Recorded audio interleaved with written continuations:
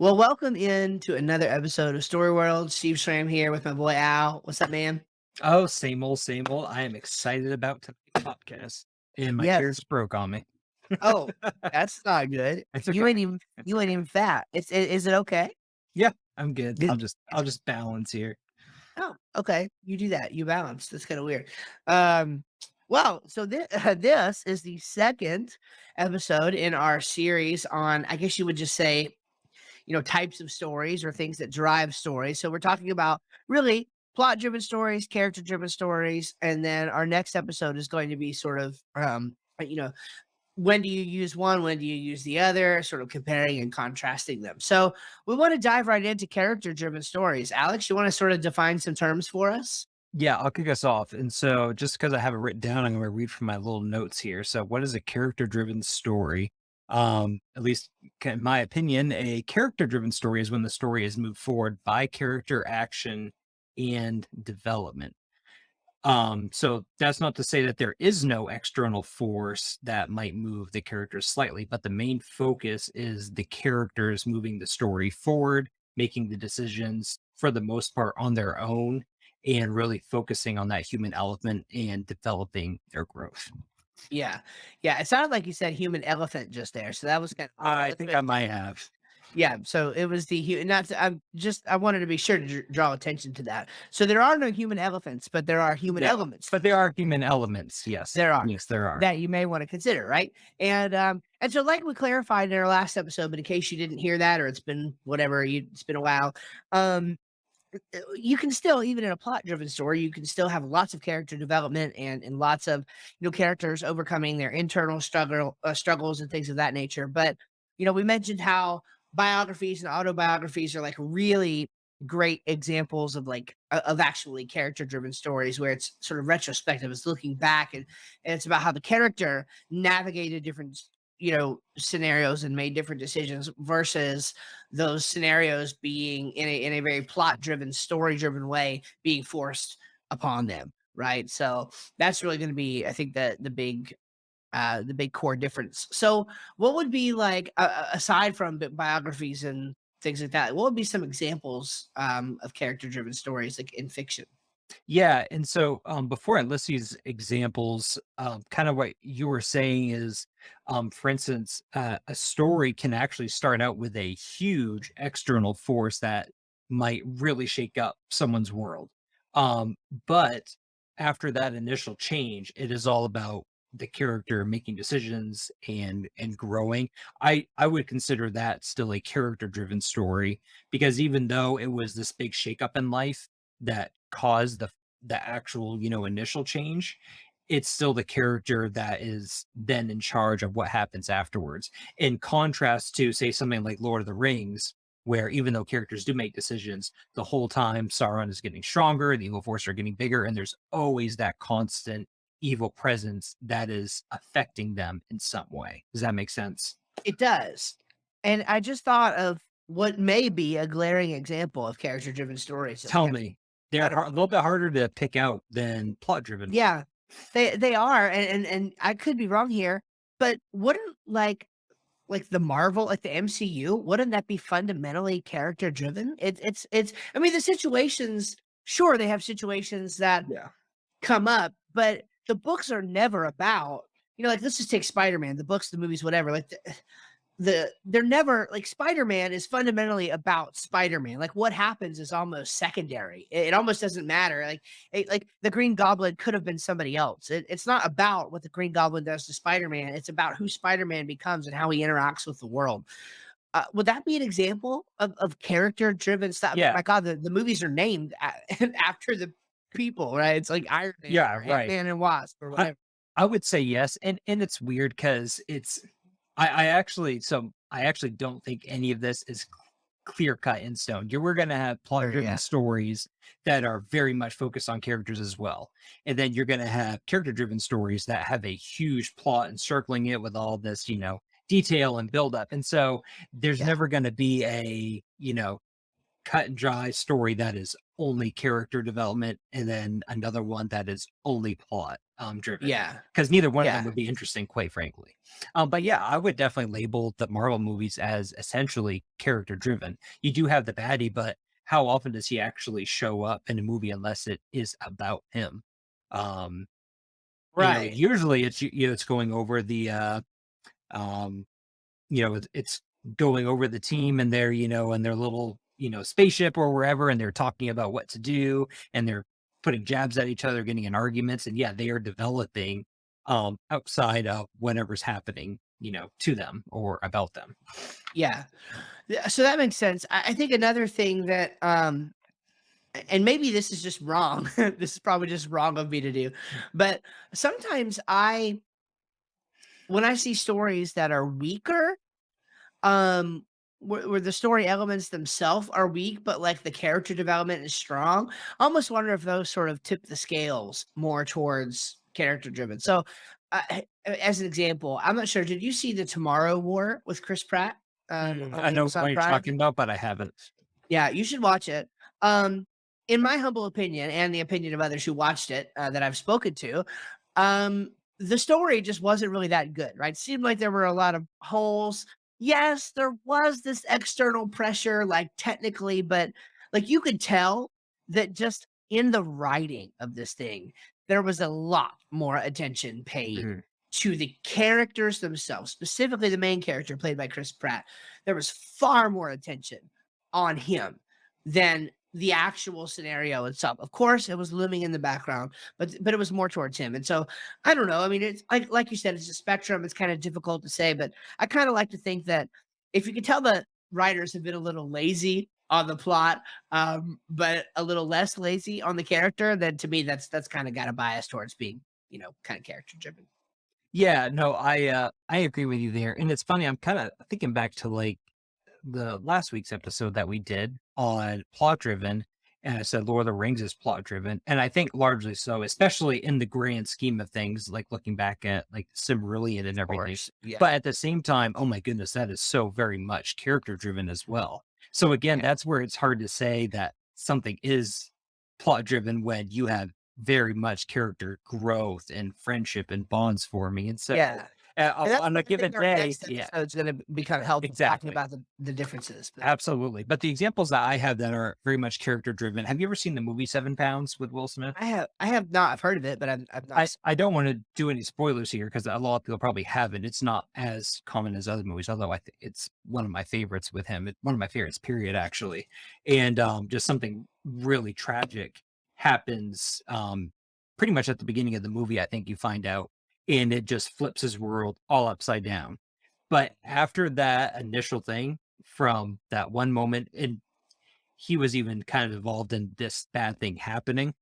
But after that, to the very end of the movie, it is 100% character driven. There's no other like force that's like dictating Interesting. what happens to him. It is all him making decisions and in the driver's seat calling the shots. And so that's a very excellent example of character driven. Eh, Another one is kind of getting into my realm of the um, fantasy fiction rating is one of my favorite series, the Thomas Covenant series, and then also Brandon Sanderson's the Stormlight Archive series. It was funny. I was almost thinking just because a lot of, not a lot, I generally think of fantasy, especially epic, being plot driven because typically it's the end of the world and, evil forces are coming, whether it all happens at once or spread over time. And so all these characters are forced into something that they either unwilling or somewhat willingly want to do in the beginning.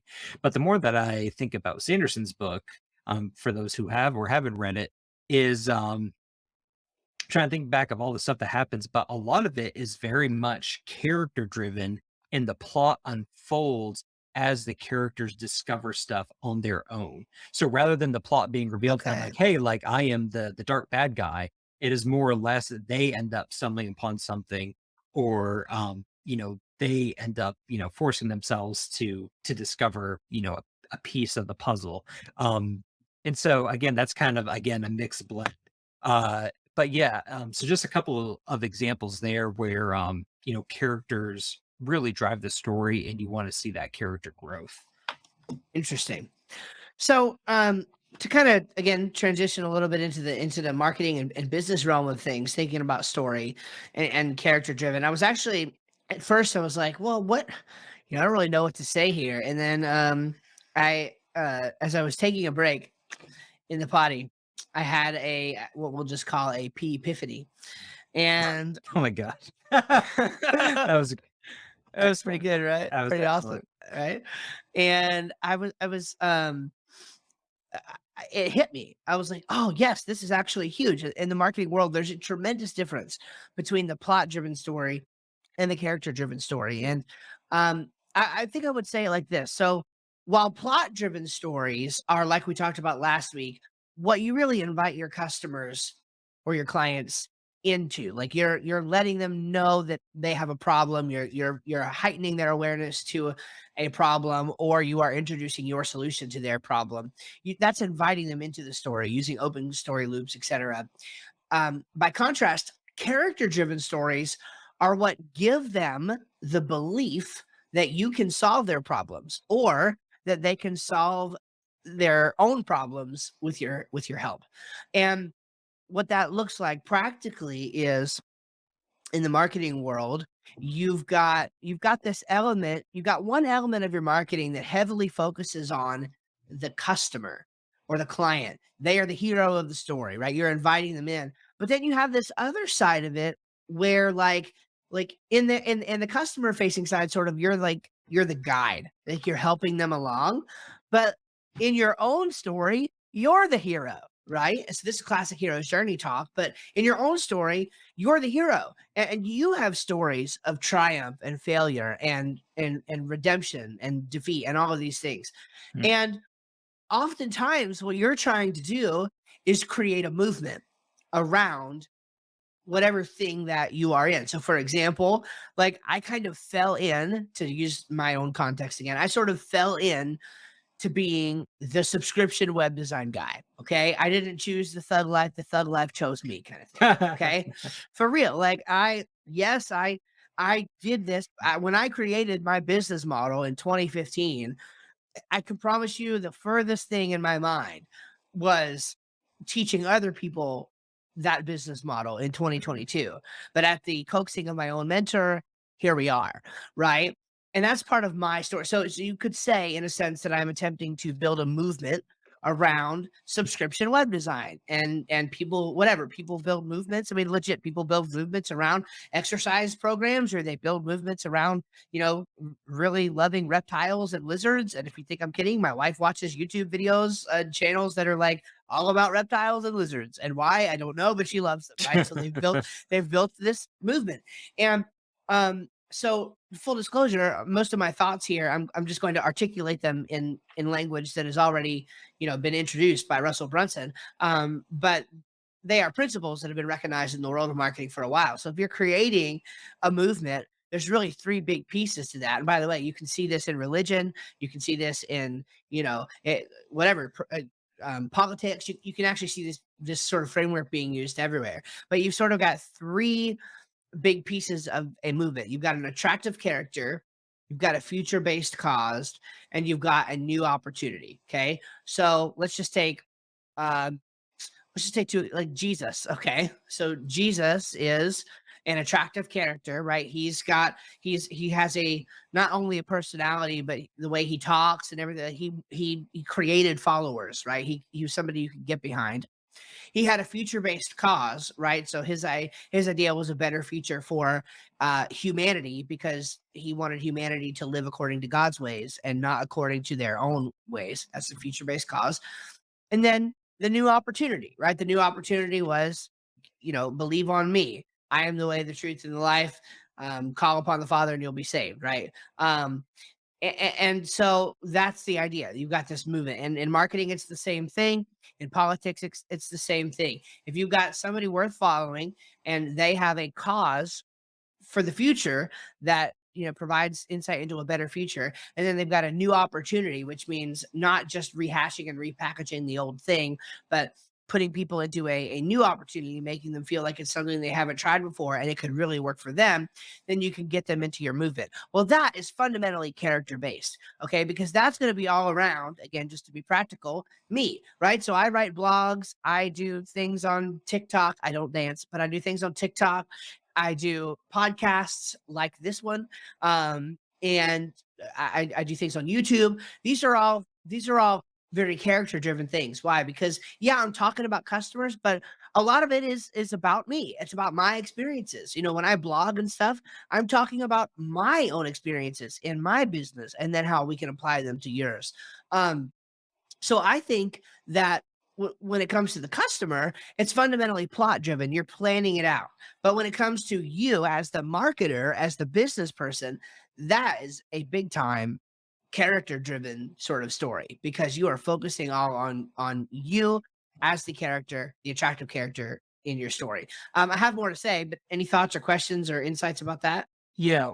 So one of the things that I was thinking, well, I guess this should probably be for next episode. So I'm going to say probably never mind. But what I was thinking about as far as for character driven from the perspective of a marketer is more or less looking at the person in not necessarily saying, "Hey, like, here is something that you can get into and be successful at, but hey, here is who you can be and how you can, like, take control over, like, your life and what you wanna do." And you were kinda saying it from the perspective of as the marketer, saying, "Hey, here is my character story. Here is what I do. Here is who I am." And I think Yeah. that can essentially rub off on listeners, if that makes sense, or the Oh, people you were talking to. 100%. I mean, let's use two examples, right? So, like, we're talking about Jesus again. Like, the idea in the Bible is become like, like Roman. This is Romans 8. It's like you are going to become conformed to the image of the Son of God, right? So you've got this attractive character, Jesus. Let's let's just call Jesus the marketer, right? In this scenario, Yeah. I hate to do that, but you see Yeah, the right, right. the point I'm making, right? And so you're going to become more like them. Like when I teach subscription web design, the point is that these people become more like me, the character, in the sense of I now have a stable business. I sell clients this way. I use this framework. I use this contract or whatever. In a sense, through my coaching and mentorship, I'm creating little me's. Um, Mm. and that's the point. Uh, because while they're always going to have that piece of uniqueness that makes them them, they're identifying with me in a closer way, and they're even adopting the language that I use. They're adopting the strategies that I use, the tools that I use, because I have something that works. Right? Look at the same is true. Let's talk politics. Let's talk Donald Trump. Love him or hate him. Right? Like what he gave, you can't argue with him. I mean, he had polarity, he had storytelling. I mean, he had all the elements of an attractive character. You either loved him or you hated him, right? And he offered a future-based cause and a new opportunity. He said, "We're going to make America great again, and here's how we're going to do it. We're going to drain the swamp." Okay, so there's your future-based cause and a new opportunity. And those people, what did they do? They started identifying with him. They started buying his red hat, right? And the whole MAGA movement came about, Mhm. and this, that, and the other, right? And so when you're thinking about the character, there really is those two elements. Like part of it is you're inviting them into a story through your storytelling, but you're also helping them to become somebody else. They call it basically the character transformation is the way that we talk about this. So the character transformation where you're going from a whatever a beat up web designer who's tired of living the feast or famine lifestyle to a successful web designer who has a stable income every month and can provide for his family without any problems, right? Mm. So it's that character transformation that you're taking people through, and I think that's where there's those two elements. Like there's definitely a plot driven angle to marketing, but there is definitely a character driven angle as well where you're creating that association. So What's the connection too between the fiction side and kind of sort of the marketing side of things too is the growth aspect where it's not 100%. your goal to as a marketer to tell someone, hey, like you are great and perfect just the way you are. You want to convince them in a good way, like, hey, like you might not be where you want to be, but here's how you can better Absolutely. yourself. And it's the same thing on the fiction side of things, where you see characters who, typically aren't perfect, and hopefully they'll never be perfect even by the end of the book, but they notice changes that they need to make, and they grow and adapt and overcome things. And so that's, I think, very assimilation there between the two sides of things. Oh, I totally agree. And in fact, that leads sort of naturally into the next sort of point that I wanted to make, which was about the kind of stories that you tell. Now, we've done entire episodes to talk about some of these things. So I'm going to go through this kind of quickly. But storytelling and marketing is huge. And you have three, basic types of stories that you could use to help create this character transformation or this sort of identity association. You've got what you could call an origin story, an epiphany bridge story, which is kind of a clunky term, but I'll explain it. And then you've got chains of false belief stories. So your origin story is basically why it is you do what you do at all, right? So my origin story in web design is we used to record bands in the studio, and we also used to like make their website for them. Boom. That's the 2-second version of my origin story. Okay. 2-second story of my epiphany bridge story is, around how I created a subscription web design model is what I've talked about before, that I often call my pastor porn story, which is, hey, Yep. built website for pastor. Google hacked it because we didn't take care of the site properly, and that's because they weren't paying for us to take care of the site properly. Boom. So I created this new business model that helped us to avoid that in the future. So that's sort of the idea of the epiphany bridge story. And then the final one, which we haven't talked about on the podcast yet, is a little bit more specific, and it's your chains of false belief stories. So whenever you encounter when you're doing marketing, um, the human mind wants to say no because we're scared of change. I mean, can I get an amen? Like, Mhm. people are totally scared of change. So this is why sales is actually very, very hard. Because from the very beginning that you are trying to sell somebody on anything, they are skeptical, right? They don't want to change what we could call the status quo, right? They're comfortable where they are. So you have to immediately, from the very beginning of your interactions, you have to actually work to overcome those what we could call chains of false belief. And those chains of false belief are going to be basically little mini stories that are going through the minds of people who you're trying to convince or convert in your sales processes, that they're telling themselves, right? And so a really good example of this, let's see if I can think of something right off. Maybe let's just go with it, and I'll just edit it out if it doesn't work. So Oh, let's say something like CarMax. Okay. CarMax, I've never dealt with them personally, but from what I hear, dealing with buying a used car from CarMax is supposedly unlike any other used car buying experience there is, because most people like even talk about the dirty used car salesman. The guy is so greasy he makes you want to take a shower after you talk to him, kind of thing. You know, and so when somebody's in the used car market and they start to interact with CarMax, like they're aware of the fact that one of the stories going through their mind is, oh, this is a used car sales place, and so they are going to try to screw me, right? It's like fundamentally, like they're already telling themselves this story as they drive onto the lot, but they need a car, so here they are, right? So they're telling them. So how does CarMax overcome that story? Well, a couple different things they do, but like one of them, just to keep the example simple, is they offer like a 7-day money back guarantee where you are literally allowed to return the car up to 7 days for any reason at all. And one example that I heard mentioned in a book one time was like legit, the guy buys, and it's like an expensive car. It's like a Porsche or something. The guy buys the car, takes it home, decides that his dog does not like it, and returns it the next day to CarMax, no questions mm, asked. And you're talking 80 or $90,000 car, boom, like that. So the point is that what you can do, and this is huge. If you get this, if you're into business or marketing at all, or you want to be, this is one of the biggest things.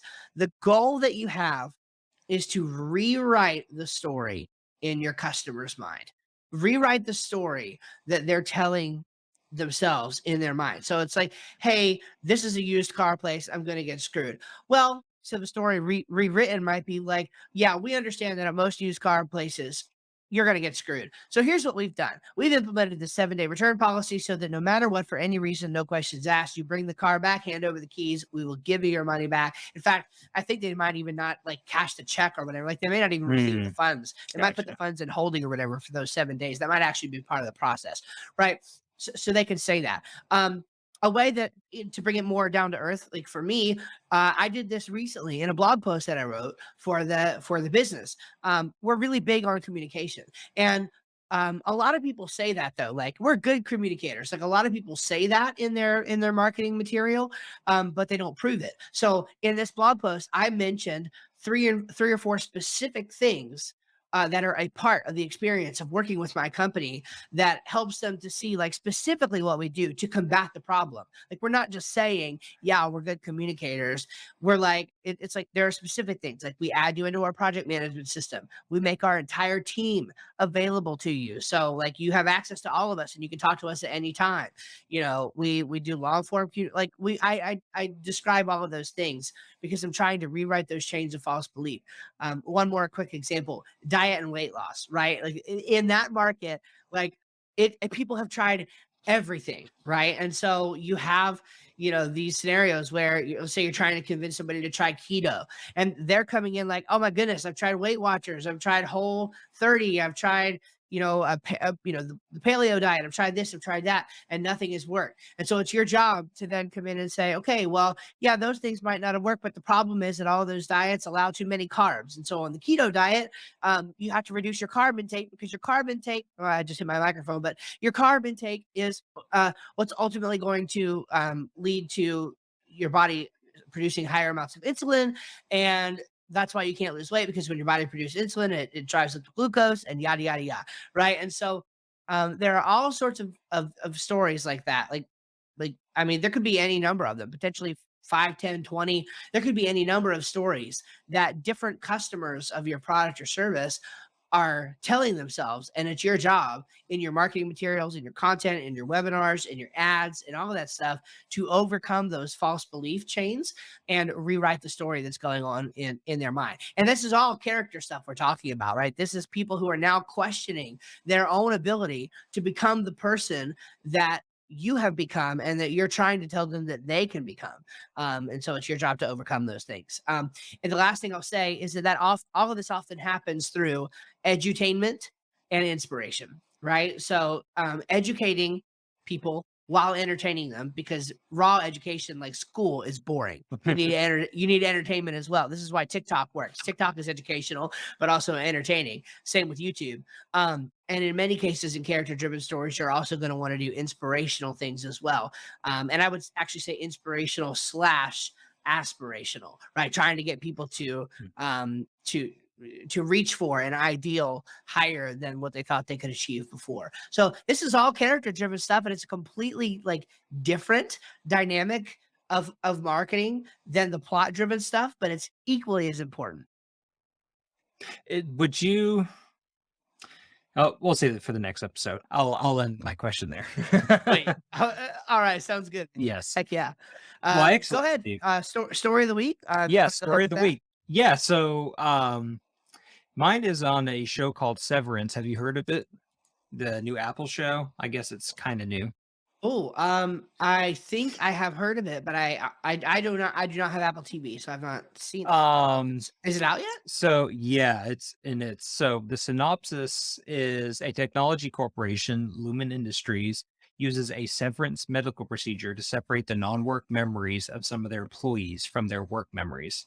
So if an employee goes That to sounds work, so good. Oh my gosh. if an employee goes to work, they they basically get cut off from everything that they know outside of work and they work. And then once the workday is over, they come back into their normal self. And Why that didn't was I think of that? Oh that my was interesting, and that was interesting enough, but it's one of those shows. I get into shows more than Brooke, my wife, and after this show, like, we were so amazed. I got home from work the next day, and the first thing she said when I walked the door, she said, "I can't stop thinking about that show." I was like, "I know, me too." It is intense wow. and it is wild. Anyway, highly recommend. Um, it is an excellent just I can't, yeah, it's so good. You need to watch it. Like this is not just a show where, hey, if you enjoy this, no, like watch it. If Wow. you are a fan of a show at all, any type of thing, just watch it and thank me later. It is so good. Sweet, man. That sounds great. You know, I haven't seen a show like that in a while. I'll tell you a show that had me doing that. Did you ever see the show Revolution? It didn't I haven't last heard very long. about. Really? Yeah. It was a great show. It didn't last very long. It was only like a season or two, and they left it on a cliffhanger, and then they canceled it. Mhm. I don't know if it was just the wrong time or what, but the show was great. It was basically like a modern, like, you know, the I think it's fair to say that the world was a little bit more advanced than you know, than the current state of the world today. Basically, like everything had become so dependent on electricity and everything working. And Mm, for lack of a better term, basically the lights went out. The lights entirely went out, gotcha. and you had modern civilization basically having to revert back to a time before electricity, right? And if you Interesting. can possibly, you had some people who like had access to it somehow, and anyway. It was really great, and I'm so mad that it went off. So anyway, Severance. I'll have to check that out. Sounds great. I think, you and the missus would really like it. Yeah. Definitely Probably. check And it you out. know, at this point, have you watched any other shows on Apple TV Plus yet? Or I haven't yet. We probably will. I got like a 3-month free trial, I think, with buying my iPad. I think that's when it was from. I see. And Okay. so and but It looks like only they've got some great shows, it's but only we $5 a haven't month. done it. And, the other shows look great on there, so I think we're gonna try some more. But, that Yeah. show was what we started out with, and it's gonna be hard to top, I think. Sweet. Okay. All right. I'll have to check that out. So my quote of the week is from an influencer. Definitely one of these characters that I was just talking about. And his name is Gary Vaynerchuk. And sort of his public persona sort of is Gary V that he goes by. And I mean, the dude is probably the king of zingers, and he's definitely got the media company thing down. You know, I mean, he's a marketing agency. He's got a 2,000 person plus marketing agency Oh, wow. spread out all Huh. over the world. But he's definitely his own first sort of, you know, like crash test dummy or whatever, right? It's like he's very intimately involved in the work. And anyway, one of the sort of, you know, stingers that I heard just while watching one of his pieces of content, and I was like, that is giant. That is story of the week right there. I had to write it down. Is the production can never beat story. Production can never beat story. And the idea there is a lot of people, especially as it comes to putting themselves out there, you know, becoming one of these attractive Mhm. characters, creating a movement online, they worry about their production value. And I mean, look at, I mean, I'm there. I mean, I've got, if you're watching this on video, I mean, I've got a nice microphone here. I've got nice lights in the background. I've got a nice little setup, and I like that. But so many people don't start because they don't have the production value. And his point is, look, like ultimately, yes, it is like preferable that you have good audio. It is preferable that you have good video. It is preferable that you have good lighting. All of that stuff would be nice. But like the amount of people right now making it without any of that stuff, literally just talking into their phone for a podcast or Yeah. turning their camera on and pressing record and posting it to TikTok or to Facebook or to LinkedIn or something like that and being successful with it, it's a staggering amount of people. And so his point is like if you got something to put out there, like, and you got a good story to tell, like put it out there. Forget about the production value because the production can never beat the story anyway.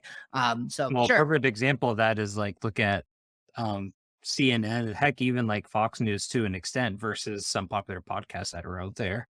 Yeah, And, it's 100%. it's just how it is. Yeah, yeah, no, 100%. I mean, if you got something you know, just put it out there. Like, there's no reason to hide behind you know, fancy lighting or a fancy mic or a fancy camera. And by the way, I mean, I love those things, and I'm fortunate to have all those things. But for a very long time, I didn't. Um, and you know what? It's like I'm still here, and I just decided it was more important to start sharing. So that's huge. Production can never beat story. So if you haven't started, like start today. Oh, that reminds me, I owe you a checklist of things that you can start doing to work on your marketing for your Yes, fiction steps. I just gotta a get that quick to you. little checklist. Yes, quick I little was gonna knock checklist. on your door after this episode. I was gonna drive over and knock on your door and beat you up that you Yeah, didn't have it for me. yeah, a quick little checklist to summarize 7 years of blood, sweat, and marketing tears. So Yeah, it should take you a it's couple minutes to put together. yeah, no problem, no worries. No, it's all good. It's All right, okay. man. I'll Yeah, cook you up that's some it. burgers as a thank you. Yeah, yeah. No, it's I would love that, man. As long as there's bacon included as well. Oof. Yeah, I'll see what I can do. I'll Okay. slaughter the pig. Yeah, yeah. By the way, I've come up with some really great air fryer bacon. I can make perfect bacon now. So You were telling me that. I think you told me that. yeah, You have to I, tell me your time setting. I got it, bro. I got you. I'll hook you up. Perfect. All right, excellent. Well, thank you everyone for joining us this week. Mm, Yeah, tell your friends about us. We're on YouTube now, and so things are growing, things are moving, and we're not going anywhere. So keep sticking yep. around. All right. Y'all take care.